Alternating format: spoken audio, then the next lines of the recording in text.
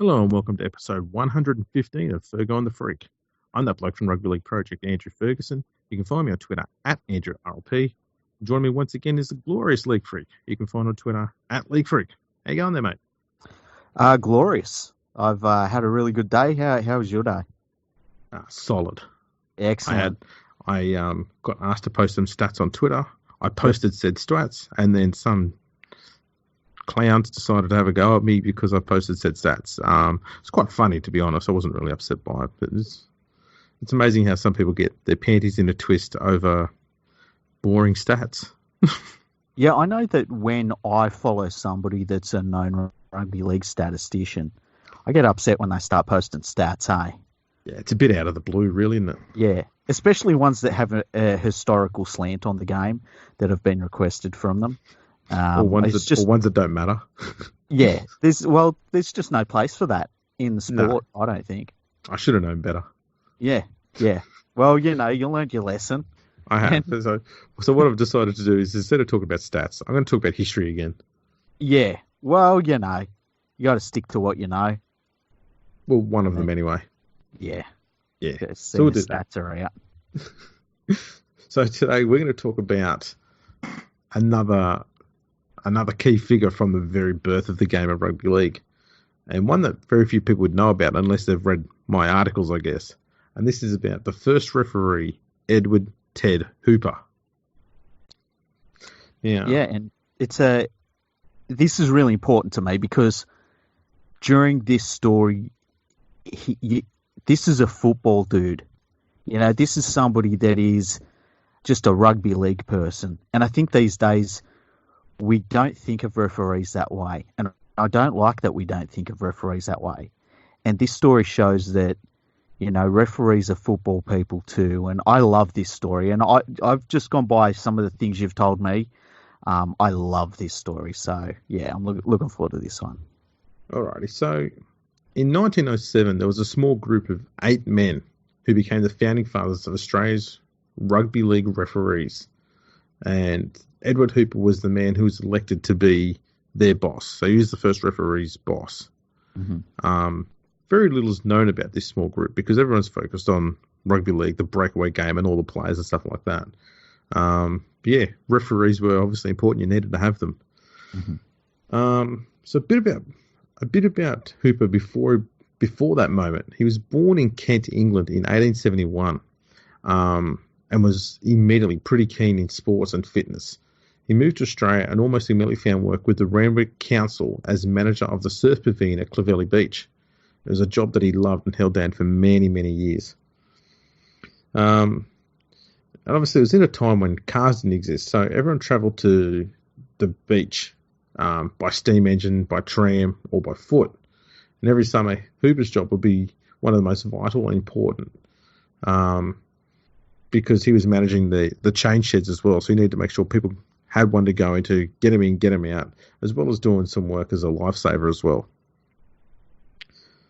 So because of the long hours and the physicality of his work, he eventually decided to buy a house on Arden Street in Coogee, so he didn't have to travel too far to and from work every day.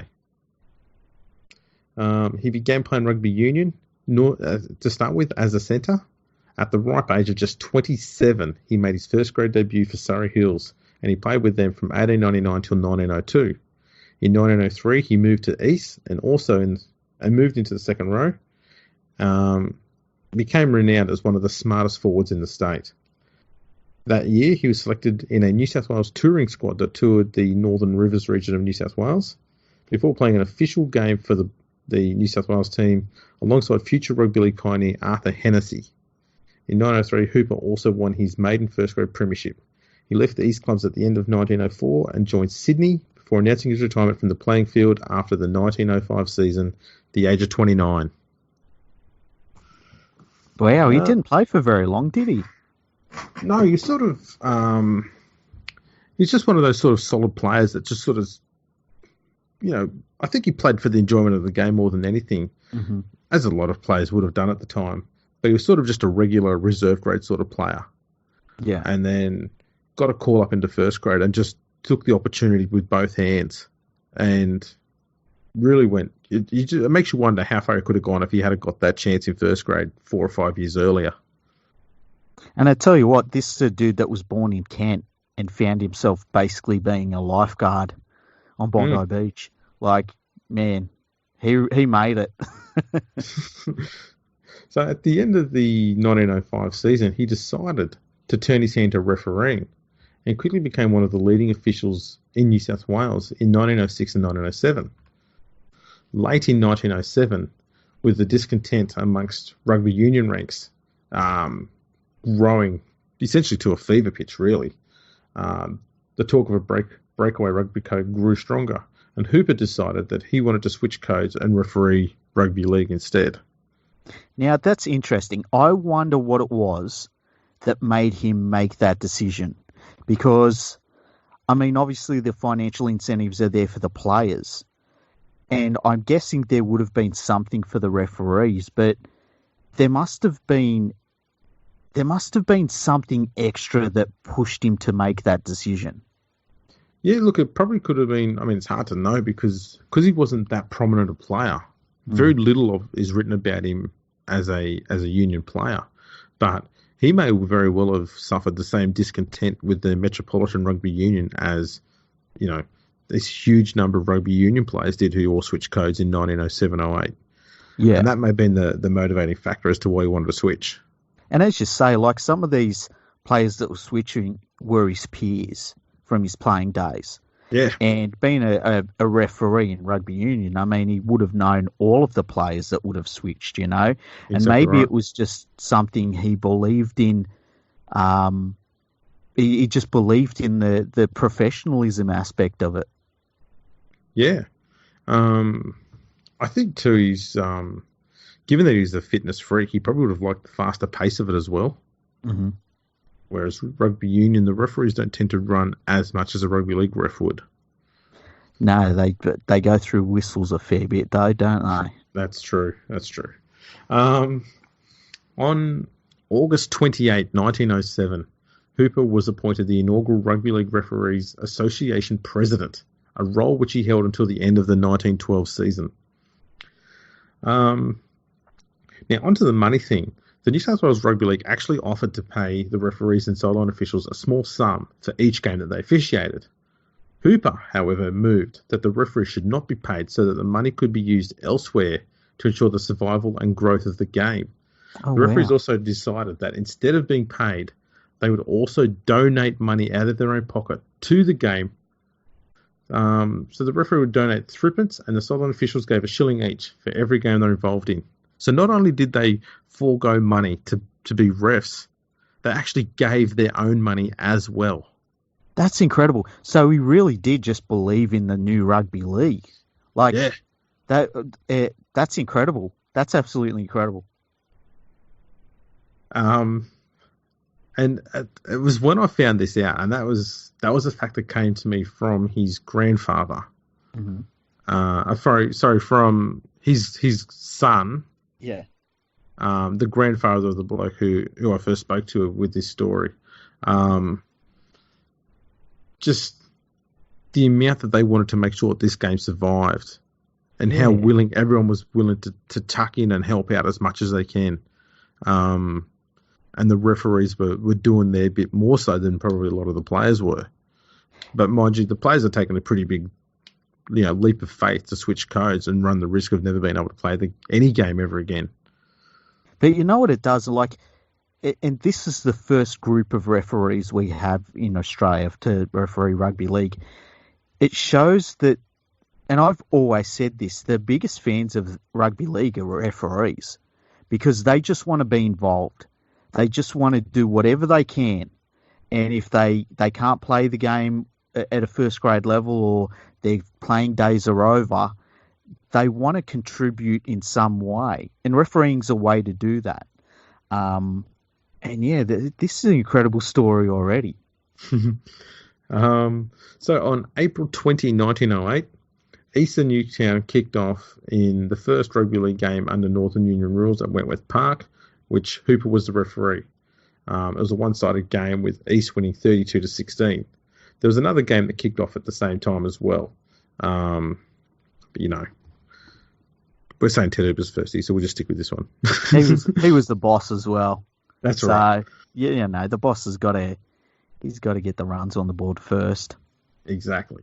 On May the 2nd, 1908, he then became the first to referee a representative rugby league game in Australia when he officiated the New South Wales versus New Zealand game. By season's end, he had officiated in 11 club games, more than any other referee that year.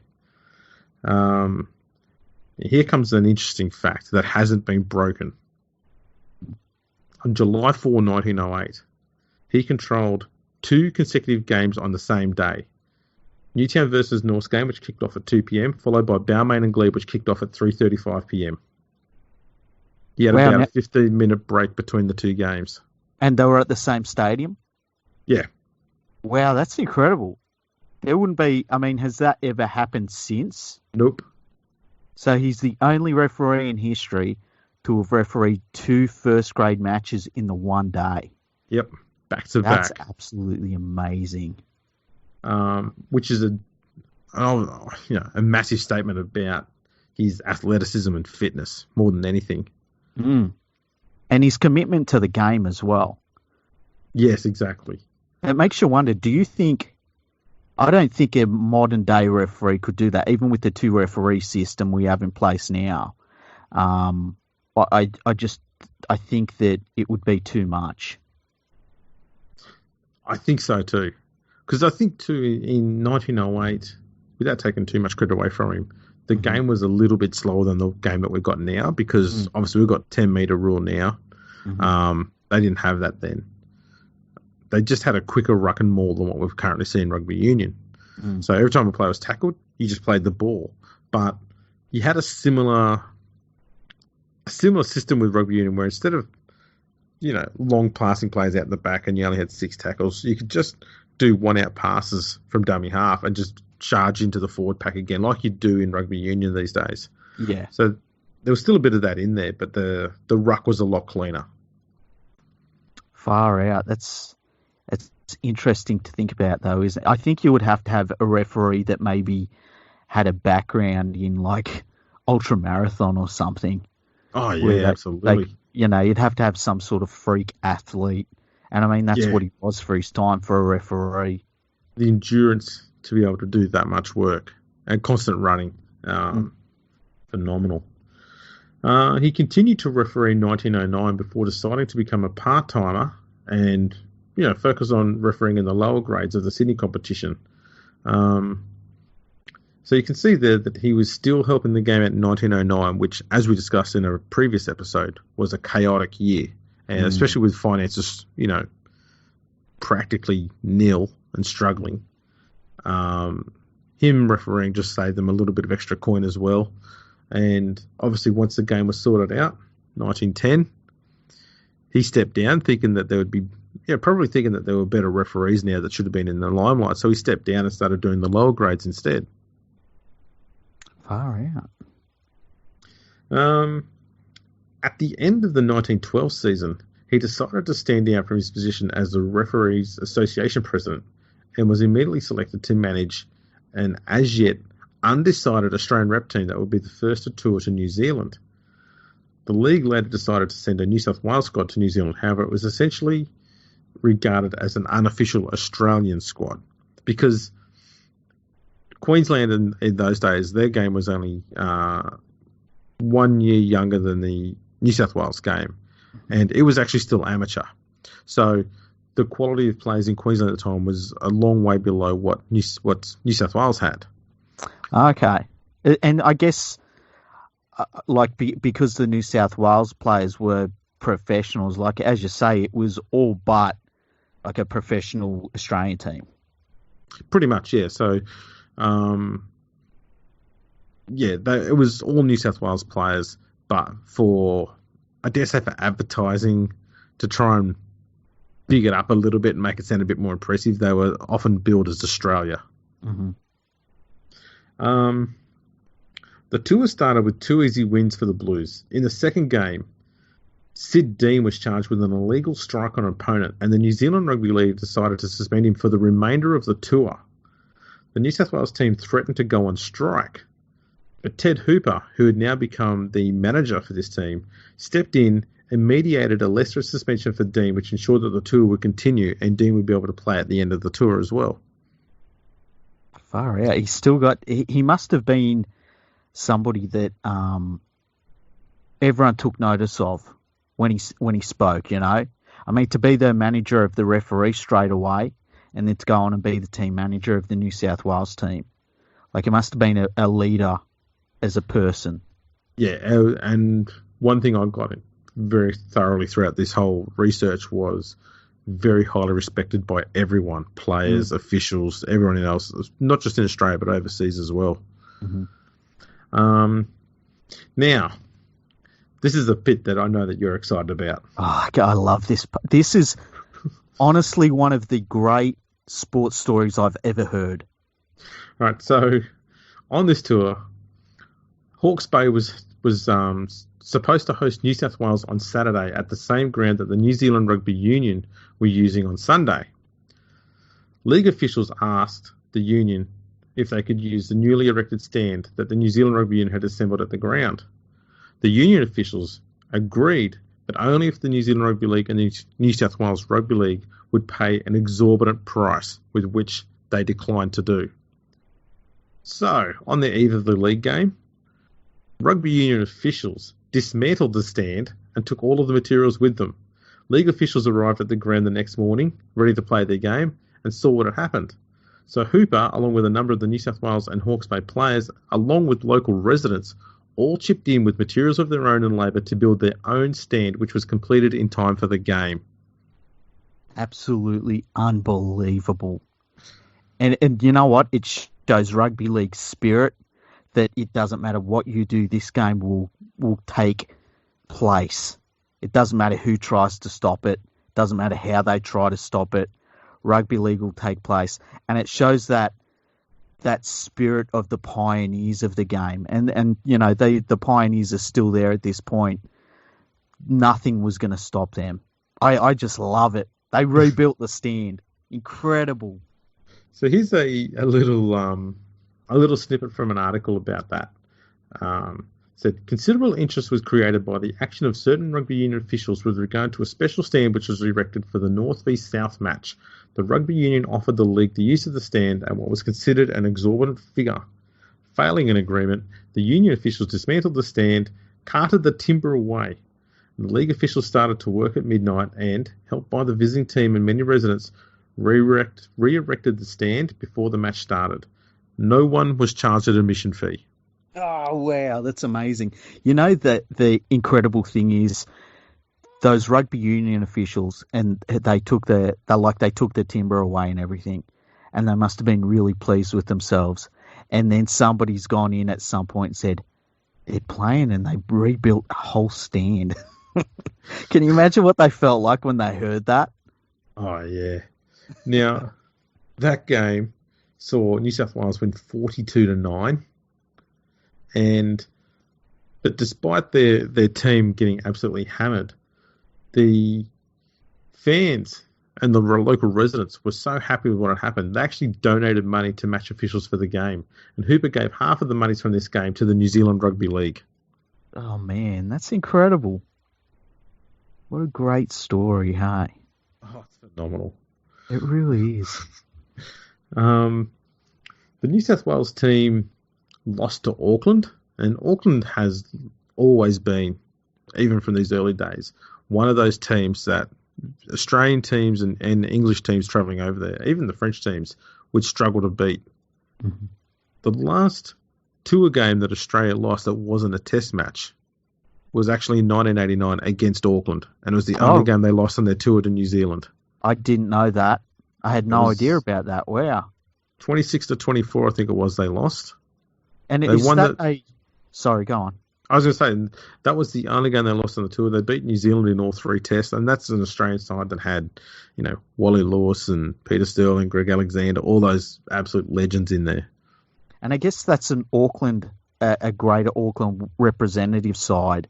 It makes me wonder if when the when the Auckland Warriors, as they were originally called, come into the competition, if they claimed any of that history or if they just left it be. They decided to leave that be. Yeah. So they wouldn't be seen I as understand a that, benefit. but still, that's an incredible part of history. Wow. Oh yeah. So yeah, New South Wales lost to Auckland before then going on to beat the New Zealand Test side. The Sid Dean suspension issue arose again. This time, the New Zealand Rugby League decided that they would like to reverse the earlier agreement, so as to retain good relations. Yeah. So as to retain good relations, Hooper agreed. New South Wales went on to complete the tour undefeated. Their tour summary showed an impressive 8 wins from their 10 games, along with 2 draws. And so successful was the tour financially that the New South Wales Rugby League decided to do it all again the following year. Upon his return home, Hooper decided that he wanted to spend more time with his family and stepped out from all duties as a referee. But he was later convinced to become a referee selector from 1912 till 1915. So even when he tried his hardest to get away from the game, he still couldn't pull himself away. And I tell you something that I really like, a referee running the referees seems to make sense. Yeah. No one was complaining about referees in these days. No. Except for the rugby union people in Hawke's Bay. They hated him. That is for sure. He was again elected as manager of the New South Wales team as they embarked on their second tour in as many years to New Zealand in 1913. This time, though, he requested a co-manager in the event that similar incidents from the 1912 tour would arise again. They would be more able to efficiently deal with them if there was 2 of them. So South Secretary S.G. Ball was named as his co-manager. Oh, man, that's so cool. This tour, though, was a roaring success, with achievements made that have never since been matched. New South Wales generally annihilated their opponents. Let's see if I can find a few quick results here, actually. Okay. They beat Canterbury 45-5. They beat Rotorua 53-5. They beat New Zealand 33-19. Wanganui 44-9. Wellington 34-18. Hawke's Bay 31-12. They went back there. I bet they didn't have to rebuild the stand again. No. Some rugby union officials just saved themselves some time. That's right. They then beat New Zealand again 58-19. Whoa. And then beat Nelson in the last game 66-2. And remember, these in the days when they had 3 points for a try. Yeah, that's every single one of them games were an annihilation. It was dominant as it could possibly be. Wow. So, returning home once again, Hooper enjoyed his most relaxed season yet as an administrator before his one last hurrah, where he was coerced into another notable first in 1914. This time, he managed the New South Wales side in a tour game against the touring British Lions in the first game that was ever played in Victoria. Oh, that's so cool. 12,000 fans turned out to see England win 21-15 in a hard-fought contest. So there you go. He's not only is he a referee and mediating all sorts of squabbles overseas, he's even expanding the game within Australia. That's incredible. Whereabouts did they play in Victoria? Was that in Melbourne? Yeah, it was in Melbourne. Yep. Let me find the venue here. It was... There we go. It was the last match of the tour. It was at the MCG. Oh, wow. That's amazing. There you go. And the referee in that game was one of the referees from 1908 as well, Tom McMahon. Oh, that's very cool. Tom McMahon's son also became a referee. And his name was also Tom McMahon. He was a prominent first grade referee as well. So there's that for a pretty interesting little link there. Mm. In 1915, the New South Wales Rugby League decided to disband the Referees Association, meaning that the game's controlling body now organised the officials for each game, whereas it had previously been organised by the Referees Association. They immediately appointed Hooper as a referee selector, which was a position he held until 1925. We'll get to that year later. In Yeah. 1919, the 48-year-old Hooper was graded as the first grade referee for the first time since 1909, but he wasn't required for duty. He put himself up to be graded purely because of the loss of officials due to World War One, and there was also a massive influenza outbreak throughout Sydney at the time. Mm-hmm. So he was just sort of putting himself there as backup if it was required, but he didn't need to have to didn't have to referee any games. But at this stage, he pretty much spent the rest of his life through this period as a referee selector, sometimes helping with a bit of referee coaching. Mm-hmm. And as we'll find, I might even do another episode on this later on about the Maori team that came through in 1908. Some of the referees that often help struggling teams or new teams learn how to play the game. Mm-hmm. So one of his contemporaries from 1908 was a referee by the name of George Boss, and he helped the visiting Maori team learn how to play the game of rugby league when they landed in Australia. And there was a bit of conjecture over him refereeing games that that team was involved in, but for the most part, it was completely acceptable and understood because they wanted to try and make rugby league the best game possible. And so that was just one of the other things that they did. Yeah, and I love it. I love it that, you know, they're seen as part of the game. They're as much a part of the game as the players, and I would love to get back to that. I'd love to see referees being treated like that again. That they're not outsiders, that they're not something different. They're us. They are rugby league as much as anyone else. Yeah, I mean, dedicating their life to a game, knowing that they're going to be making calls that they're not going to make friends doing it. Yeah, and I'd like to see. I guess once you get away from the field, because I understand that the referee, like if you're a player, the referee is something you've got to beat as well. On both sides, just like you've got to beat the conditions at the ground, the travel, you've got to beat everything to win a game. But I'd like to see away from it the referees embraced more by players and coaches and administrators and everyone, even fans. That's why I love talking to referees, because they're experts in the game and they absolutely love the game as much as anyone. Oh, they certainly do. It was around this time, too, that he was made a honorary life member of the New South Wales Rugby League. So yeah, it shows you how much respect everybody had for him and how prominent he was within the game. Mm. So now we get on to 1925, and he's just working as an official now. He doesn't referee games anymore. He's retired from all on-field officiating.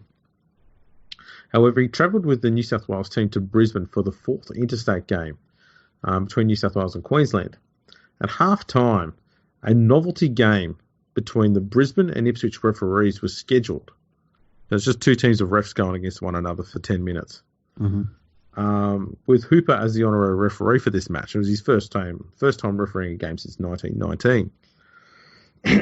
However, it was all sort of fun and mucking around, and it wasn't serious. And the crowd were actually all laughing and having a great time. They loved it. Once the 15-minute game had finished, everybody left the field. The crowd were applauding and cheering. Hooper waved and smiled as he entered the change room. He went to the shower and suddenly, with no warning, collapsed on the floor. The doctors ran in, but they were too late. Edward James Hooper had died. The cause of death at the time was recorded as shock. He was just 54 years old. Oh, man, he was only young too. And right up to his last day, he was part of rugby league. Yeah. He's kept refereeing as well. Yeah. Now, you don't see this too often, but the Rugby League News dedicated a whole page to an obituary for him shortly after his death. Mm-hmm. So I was just going to read a bit out from that.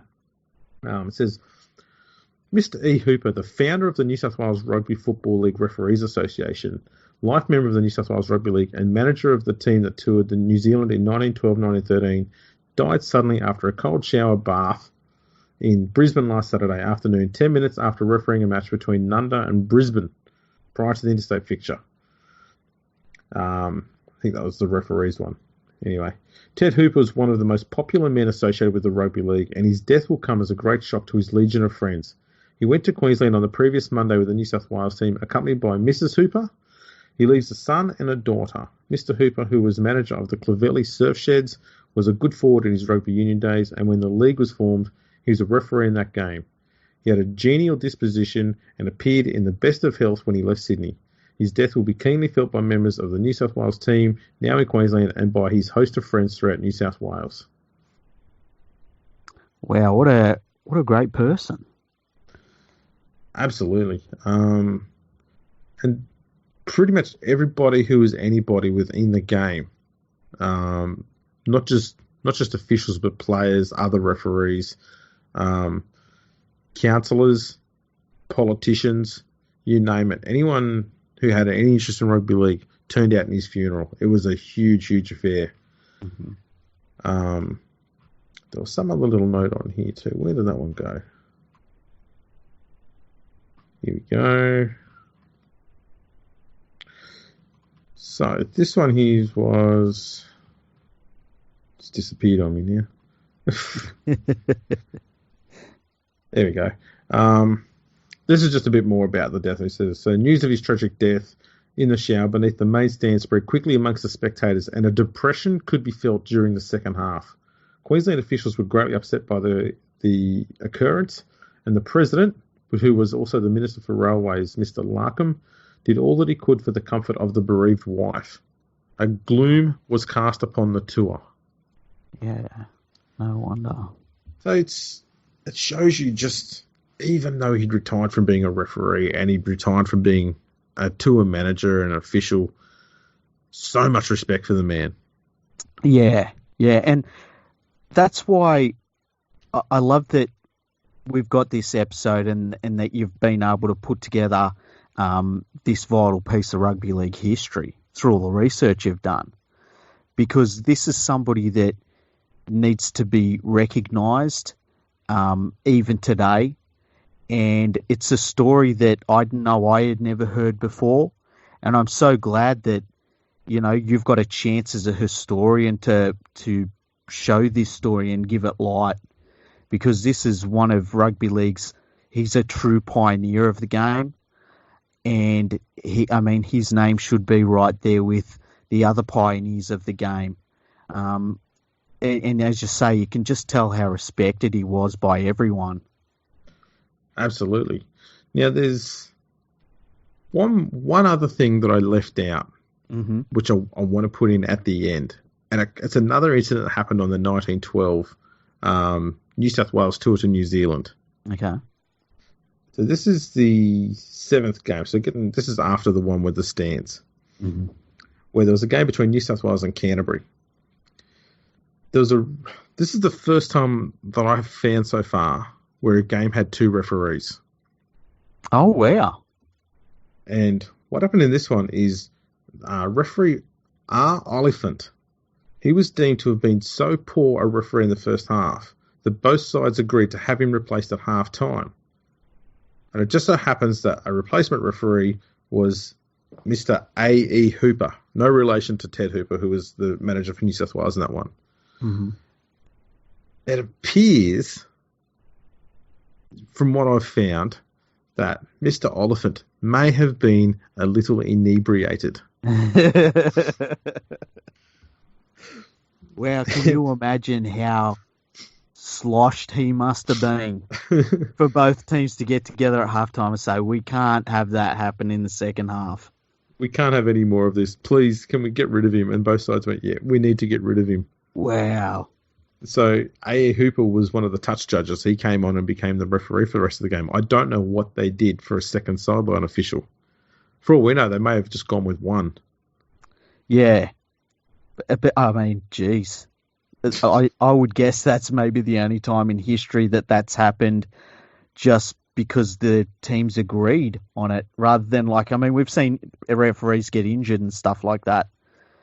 I've never heard of a referee being agreed to be replaced by. Can you imagine having to break it to him that he'd been replaced by both teams? Just hand him a whiskey bottle. Mate, just hit this one out. Here you go. Just convince him that the game was over. Yeah, Take that's him full to the time, mate. bar. You done well. Yeah. Have a drink. So Ted Hooper's a referee. He officiated 17 league games in 1908-1909. That's first grade games. Mm-hmm. And 2 games on the 1908 Maori tour, and they were both New South Wales versus New Zealand Maori. And 1 game from the All Golds tour when the All Golds returned to Australia in 1908. And that was New South Wales versus New Zealand.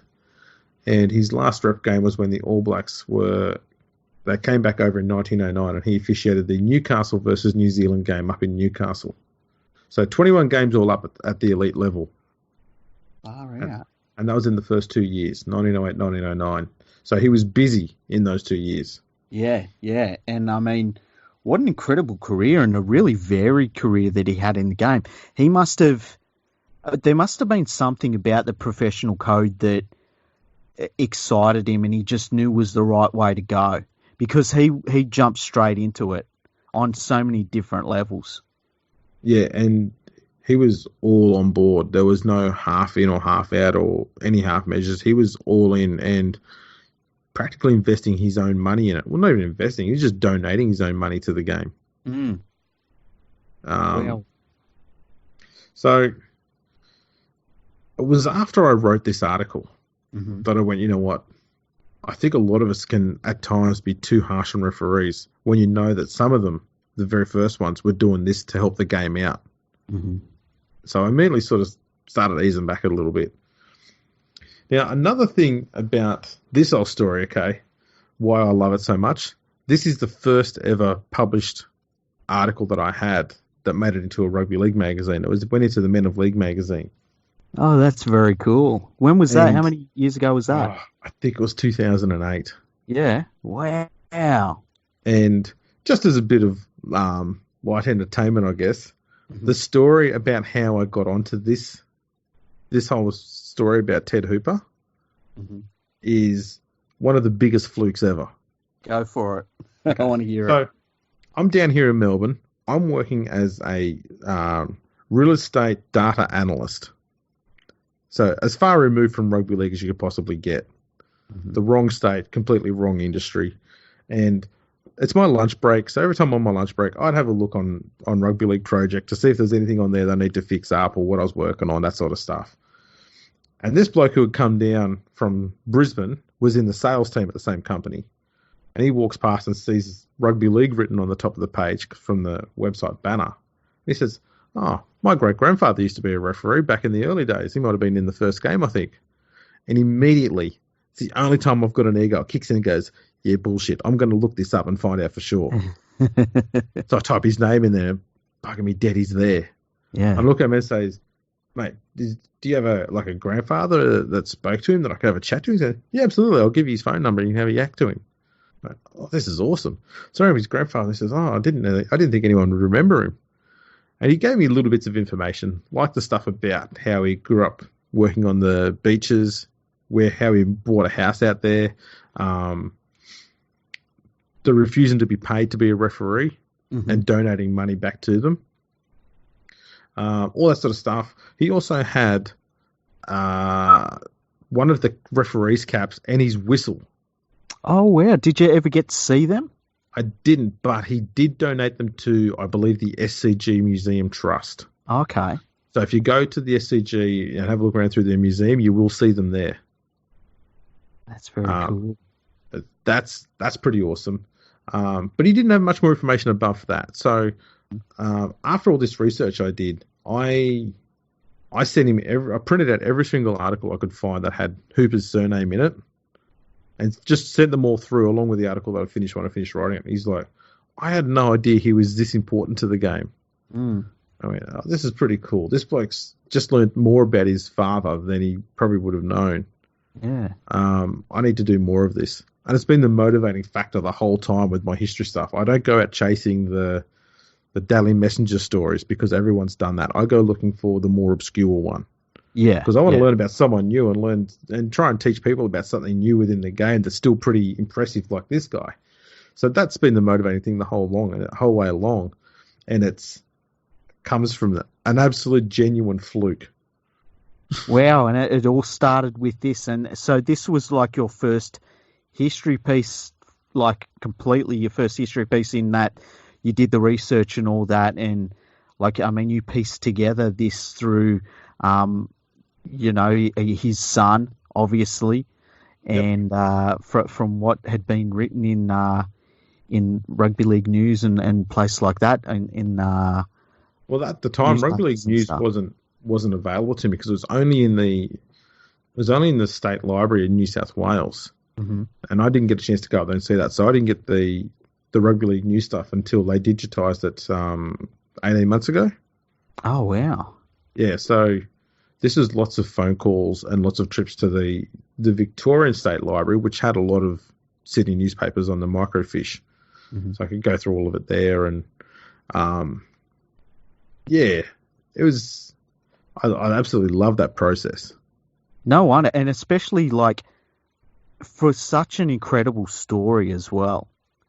Like it must have been incredible to find the next thing and the next thing, and it to almost reveal this incredible life that this man led, and an incredibly important part of the game's early history. Yeah, I must admit, for my first ever article, I honestly thought it would be about a player or a team. Never would I have thought it would be about a referee. And so glad it was. Yeah. How I got into Men of League, the magnificent historian Sean Fagan, he saw my article. I just put up on my blog thing that I had. I was only just started up, so about 20 people may have read it. And he saw it and said, "Man, I told the people at Men of League about this. You should have it up in their magazine." I was like, "That'd be awesome." So they contacted me and said, "Yeah, we'll have that. And you got any more you want to put in?" I was like, "Oh, yeah, okay, I won't say no." But then I had to go and find another topic and start researching other stories. But it got you on a pathway, hey? And yeah, sometimes you just need that. I mean, to start off with such a great story is kind of special in itself, but this is the thing that got you down the pathway of like writing your book. Even it's amazing. Absolutely, it is. It's absolutely phenomenal. And yeah, I always call it the greatest fluke I've ever had. So there we go. It's a phenomenal story, Ted Hooper. I can't really think of anything else to say about him. We pretty much covered it all. Just, lived his life for the game and died at the game. Yeah, an incredible man. And look, thank you so much for bringing us this story too, because as you've said, you did work hard to get this story together, and it really is. It's a piece of rugby league history, and it's one that might have been forgotten if not for you bringing it all together like that. So I know you don't like praise, but you've done enough. Seriously, you deserve it, though. You deserve it because this was one of the best stories in the game, I think. Yeah, I love this story. It's not just because it's the first one. It's just because it is about a virtual unknown today. And I love that because you actually learn about someone who should be more well known and was immensely vital to the game. I mean, he's a life member. Yeah, he should be known more. So it's really good to bring that person's career and what he's done to bring it forward and bring it to light, I guess. And what's really cool is that with the birth of rugby league in Australia, and I guess the birth of sports in general, you almost get a mythology that comes out of it, and certain people move to the front of the queue when it comes to telling that story. And I feel as though with Ted Hooper, if you went back to those people and you told them the story about the birth of the game, they would look at you and say, like, how can you tell this without Ted? Like, we were all talking with Ted. He was really important to all of this, So to get somebody like that back involved in the history of the game's birth is just brilliant. I love it. Yeah, and that tour in 1912, my God, some of the stories. Rebuilding an entire stand. dealing with the drunk ref, having to deal with pissed off team who's just had one of their star players suspended for the whole tour. He brought peace to all of that. Unbelievable. Yeah. Really, really incredible. That story about the stand being torn down by the rugby union, so the rugby league fellas and the locals rebuilt it. That to me is the most rugby league story ever. And if anybody wants to know why this game cannot be killed off by anybody or anything, you just got to tell them that story, because that sums up rugby league people. Just pig-headed, and we're going to play this game whether you want us to or not. Yeah, passionate to a fault almost. Yeah, definitely. Yeah, magnificent. Yeah, I suppose that wraps this episode up. It's a bit of a quick one compared to our normal ones. Yeah, and look, and that's fine. I would like to say to everybody, if you enjoyed this story, go to patreon.com/RL Project and donate to the Rugby League Project Patreon page. It allows Andrew to spend more time bringing together rugby league history pieces like this. It allows him more time to work on the Rugby League Project website. And this is something that Andrew loves doing. I like talking to Andrew about all of this because he's a footy head like I am, and he does all of this stuff. But he's putting together really important pieces of rugby league history. And I would love to see the game get behind it more and get behind the almost the cause more, because these are parts of rugby league history that are being uncovered and brought forward that we can't lose. It's really, really important. So I would just tell everyone, go to patreon.com/RL Project and donate, because the game deserves to have its history brought forward like this. And publicly available. That's the thing I like about it, is we're making it all free to everybody. And, obviously a lot of stuff I do, I'm going to end up putting it on here anyway, so you don't have to worry about reading it either. Yeah, and there's no paywalls. It's not guarded or anything. It's like when you put it out there, you just like spread it everywhere. I want everyone to know this story. I want everyone to have these stats, and that's the beautiful thing about it. So yeah, everyone should get behind it.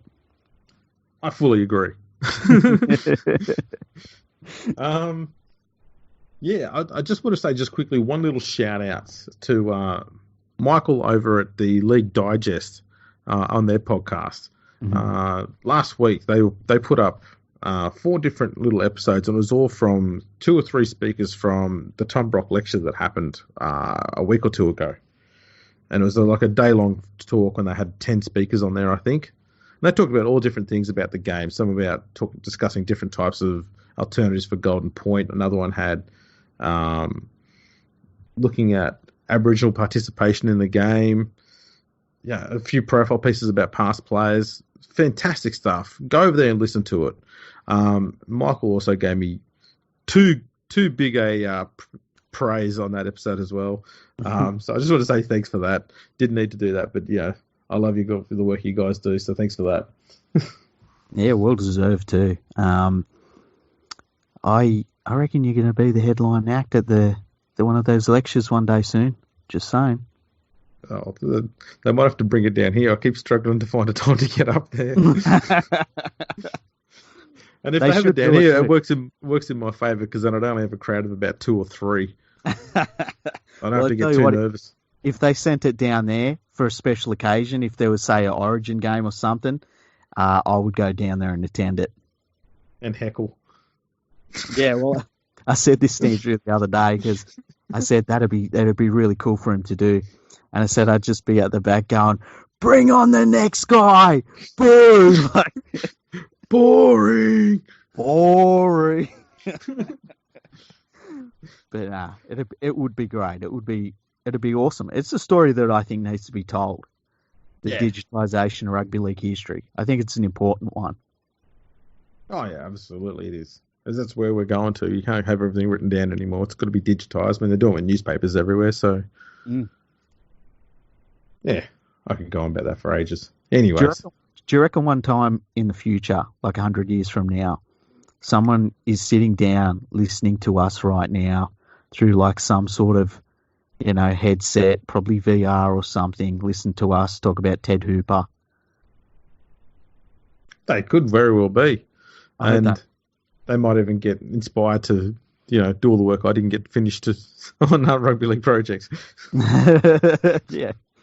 It's whoever succeeds you in rugby league project, and they're like, yeah, still at like 30%. They'll add up to about 45 by then. Yeah. They'll be like, oh, so this is Andrew Ferguson, the famous rugby league historian, and this is the other guy whose name we're not allowed to name because it's a war crime if you do. Interesting. I wonder what happened there. That sounds like interesting. I want to find out what goes on in the future now. Oh, you don't want to know. It's terrible. Absolutely. You shouldn't have got that hammer. Yeah. It's only going to lead to trouble. Well, someone had to do it. That's true. Anyways, people, you can catch us on Twitter at FergoFreakPod. Go over to YouTube, subscribe and like all the videos over there. And yeah, that's pretty much it, I guess. Yeah, well, thanks to everyone for listening and enjoy the game. Yeah. Catch us all later.